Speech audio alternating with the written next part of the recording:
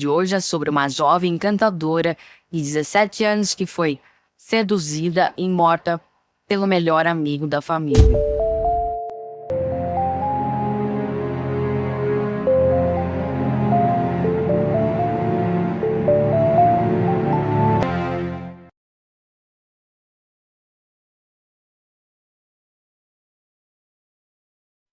Oi, gente bonita, tudo bem com vocês?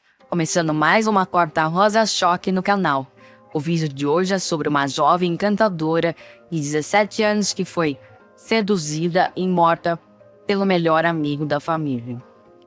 Mas antes de começar, já se inscreve aqui no canal, caso não tenha feito, e ativa o sininho de notificações, que é para o YouTube avisar vocês dos novos vídeos. Vão chegar todas as quartas às 20 horas. Agora, fica comigo que tem história. Valerie Kendall nasceu em 29 de agosto de 2005 em Indianópolis, Indiana. Ela era a filha do meio de 4 irmãos, um menino e 3 meninas, os pais Jack Kendall e Sheena Sandifer. Mais tarde se mudaram para Arlington, bem próxima de Indianópolis.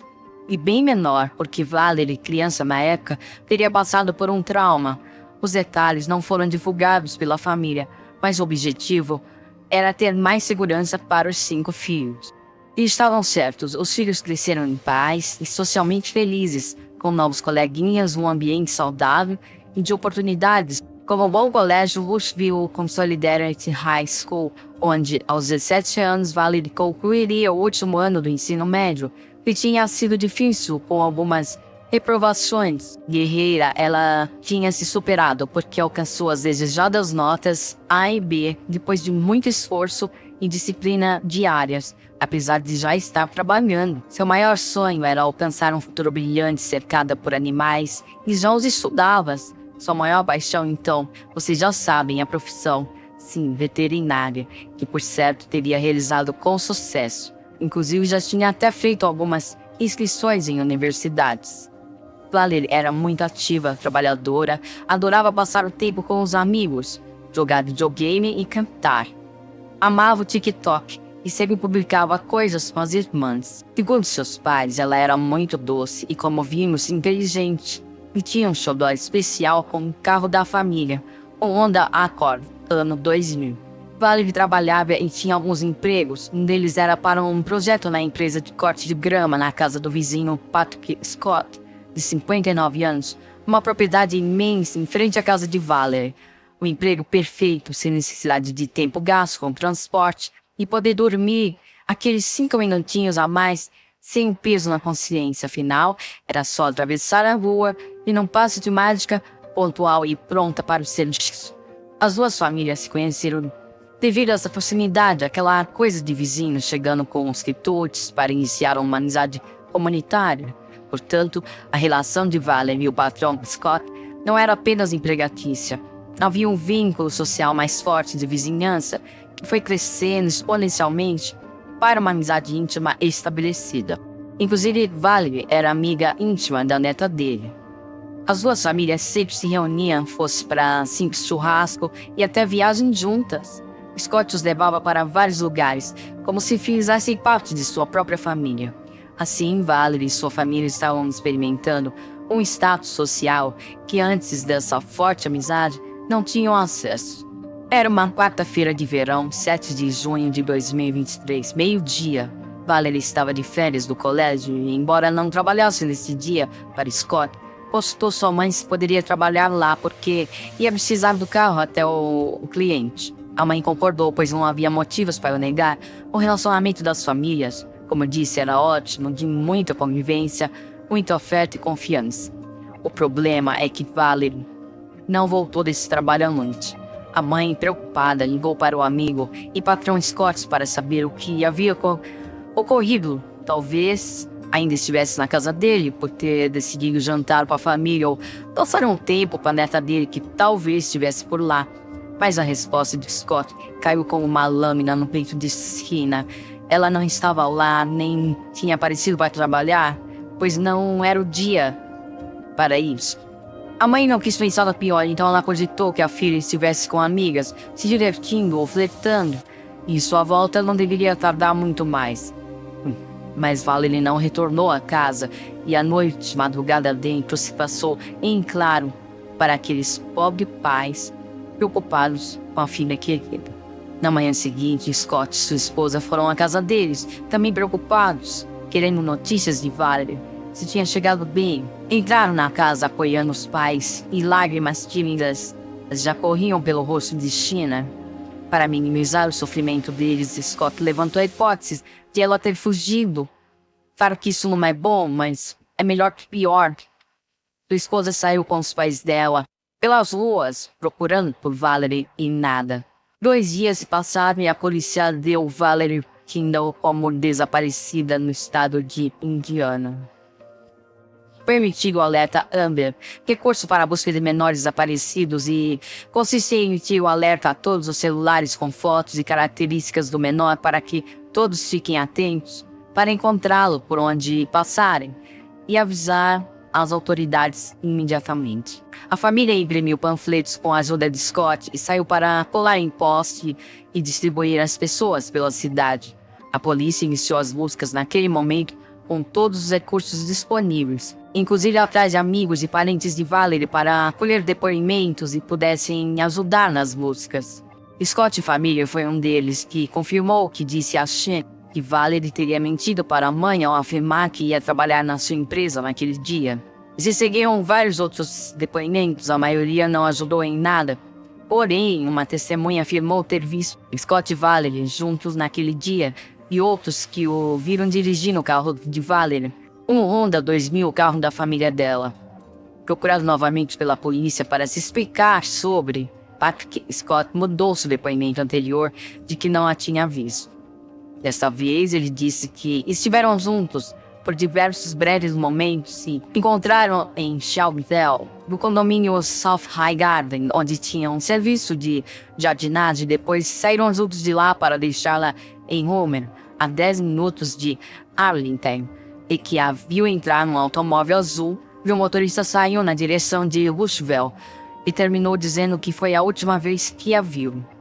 Só que, em entrevistas às mídias, sedentas de informações sobre o caso, Scott mudou de versão pela 3ª vez. Disse que deixou o condomínio e seguiu de volta para o endereço dele, deixando Valerie na porta de casa, e foi trabalhar, sendo que mais tarde soube do desaparecimento dela. A polícia, enfim, conseguiu rastrear o celular de Valerie. De fato, o aplicativo Life 360 familiar de rastreamento que o próprio Scott instalou no celular de Valerie com a aprovação cheia de dúvida dos pais dela, já que a menina não era da família dele, aponta a casa de Scott como sua última localização. E mais, mensagens focadas entre eles naquele mesmo dia, uma de Valerie avisando que estaria lá em breve, pouco antes de deixar sua casa, e outras 2 de Scott, uma no mesmo dia às 17h40, questionando seu paradeiro, e no dia 8 posterior ao dia 7, quando desapareceu, a mesma pergunta às 14h46. Assim, a polícia tinha uma contravenção de Scott por sonegar essas informações e mentir sobre outras, passível de prisão nos Estados Unidos. Mas as suspeitas que recaíam sobre ele eram tão grandes que deixá-lo livre seria uma opção melhor para se chegar à verdade, pois sentindo-se impune poderia levá-los a Valerie por descuido. Meses se passaram e os pais, confiantes em Scott e esposa sobre aquela hipótese de Valerie ter fugido, apesar do buraco no peito de ambos pela falta da filha, davam esperança de que Valerie retornasse às datas especiais, tanto que, ao chegar o dia da formatura de uma das filhas, esperaram ansiosamente que ela aparecesse. Afinal, já que ela estava ciente da data e local, ela não faltaria ao evento tão importante da irmã amada. Mas ela não apareceu. A hipótese de fuga os mantinha esperançosos ao ponto de esperarem que ela aparecesse, afinal, no dia do aniversário, 29 de agosto, quando faria 18 anos. Desde engano, nenhum sinal, nenhum simples telefonema, nada, enfim. Eles começaram a se questionar se ela está lá fora, em fuga, porque nenhum telefonema para a irmã ou para a melhor amiga. Não era do feitio de Valerie. Ela estava sempre presente de alguma forma. Eles sabiam lá no fundo, bem escondido, que havia algo muito errado. Mas não queriam acreditar no pior, ou melhor, nem pensar no pior, motivo pelo qual continuavam com a expectativa de que, finalmente, Valerie abrisse a porta da casa e corresse para os braços dos pais, encerrando a dor que dilacerava por dentro de todos da família. Mas isso também não aconteceu. E os dias dolorosos para aquela família se passavam como se não passassem. Porque a dor não tinha fim. Parecia que o desaparecimento de Valerie tinha sido esquecido, apesar da família estar sempre impaciente, questionando os investigadores, que tinham todo o cuidado de negar o resultado sempre com um olhar misericordioso, além do profissional de quem se compadece com o sofrimento alheio.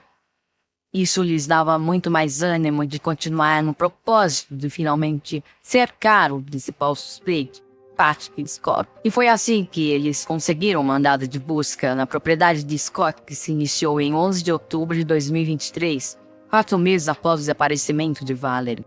Uma verdadeira maratona de profissionais habilidosos se dispuseram utilizando cada recurso que faz de melhor no intuito de encerrar aquela empreitada com resultado, com toda certeza, bom ou mau.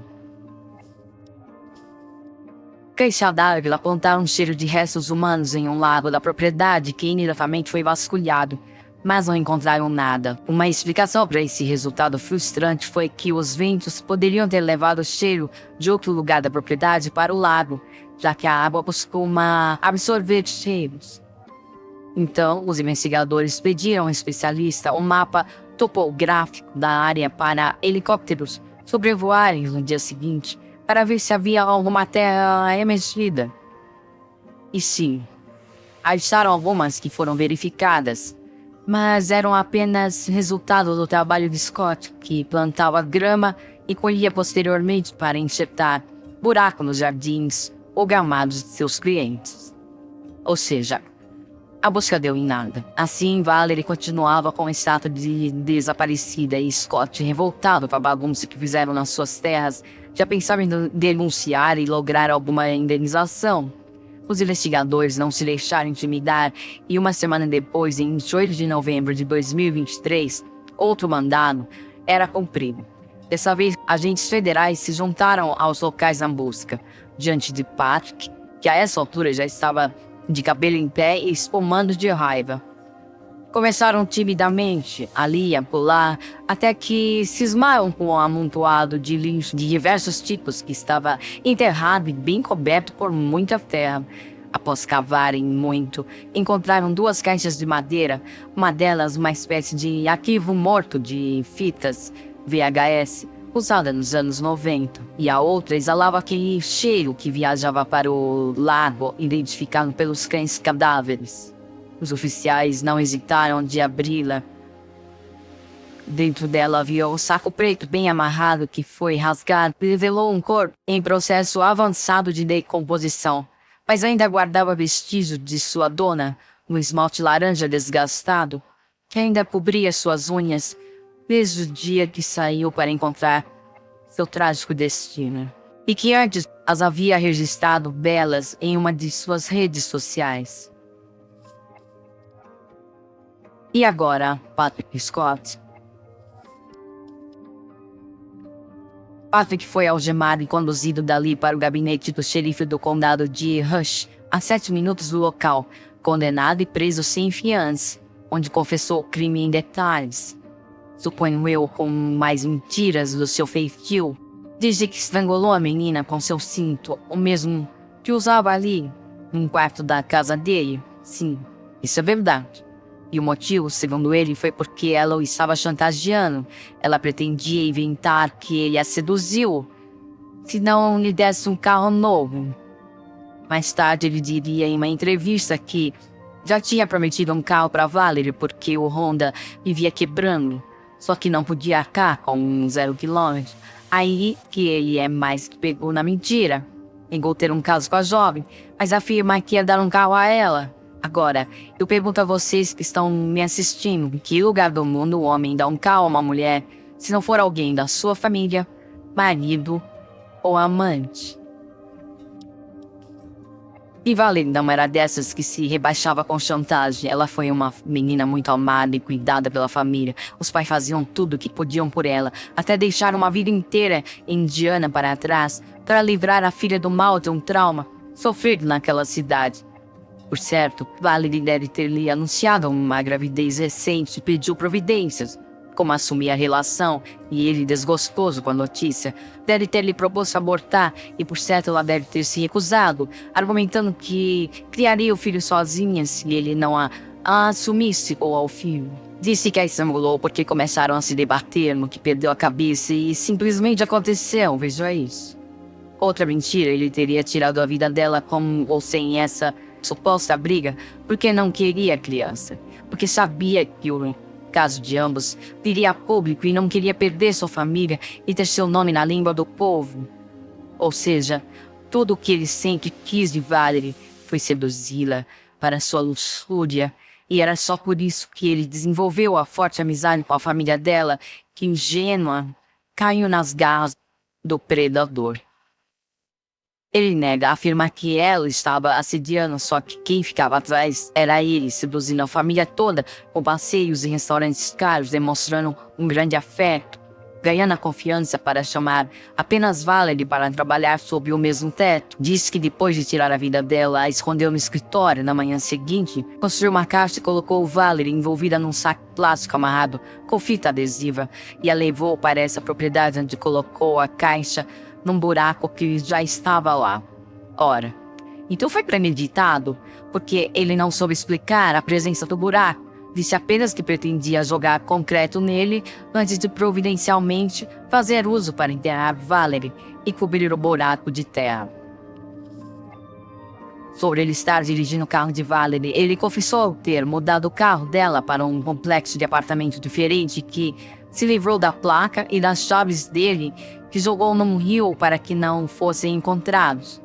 E realmente nunca foram encontrados, inclusive porque Scott afirmou que se esqueceu em qual rio ele jogou. Questionado como se sentia por ter acabado com a vida de alguém que dizia ser sua amiga, ele respondeu: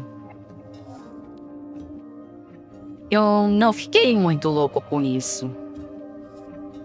Gente, é o que um psicopata responderia. Comente. Fato é que nunca saberemos se ela estava mesmo grávida. 5 meses enterrada é o suficiente para a terra consumir tecidos moles de um embrião, que é assim até os 3 meses iniciais de uma gravidez, inclusive porque ela não estava em um caixão adequado, caso em que levaria muito mais tempo. O embrião, que é apenas uma massa de tecido mole, já poderá estar decomposto. Se fosse um feto, uma gravidez mais adiantada, teríamos os ossinhos que, embora frágeis, é de cálcio resistente.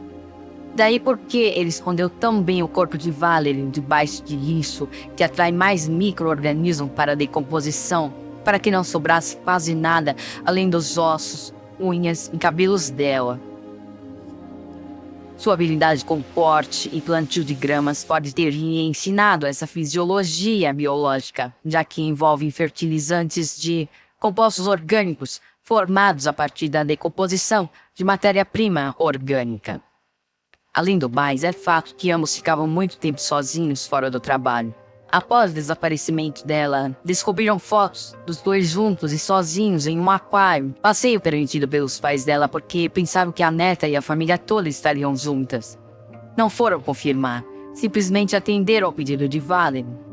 Essa confiança cega em Scott denota que os pais delas estavam muito envolvidos por uma cortina de fumaça tecida pela forte amizade entre essas famílias. Para se ter uma visão melhor sobre esse cenário montado por Scott, a própria mãe Shanna afirma que houve momentos em que Scott parecia mais um namorado ciumento do que propriamente um amigo e patrão. E ela questionava a filha, mas Valerie sempre dizia que ela estava equivocada, em que não precisava se preocupar. Mas enfim, não podemos nos esquecer de que Scott não seduziu apenas Valerie, mas também toda a família, que é de uma pureza gritante, do tipo que qualquer ser humano honesto quer ter por perto a vida toda. Assim, Fica difícil enxergar o mal. Comendo. Imaginem como estão esses pobres pais após saberem que a filha nunca mais vai voltar para casa e da forma surpreendente como tudo aconteceu. A descoberta de um corpo costuma ser um alívio para familiares e amigos, embora de dor imensurável. Mas é preciso enterrar nossos mortos e viver o luto em paz. Mas no caso deles, descobriram da pior forma que aquela forte amizade não passou de uma mera ilusão, uma armadilha para bater o bem mais precioso de suas vidas, sua própria geração. I'm so angry, and I won't stop until there are answers. Freaking monster. You're heartless, soulless. You're a demon, and God will make you pay. Essas foram algumas palavras doloridas dos pais. Patrick Scott, 59 anos, concordou com um acordo judicial que envolve indenização de $10 mil para a família da jovem Valerie Tyndall e também ficará na prisão por 57 anos. Assim, ele se livra da perpétua no tribunal do júri. Chega a ser hilário. Trocou 6 por meia dúzia. A menos que ele vire Matusalém ou Alacaldei. Deixe sua risada também.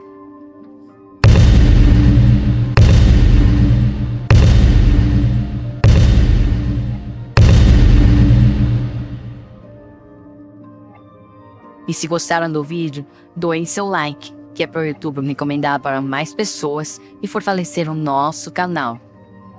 E não se esqueçam de se inscrever e ativar o sininho, que é para o YouTube notificar vocês dos novos vídeos. Caso contrário, não me acharão mais.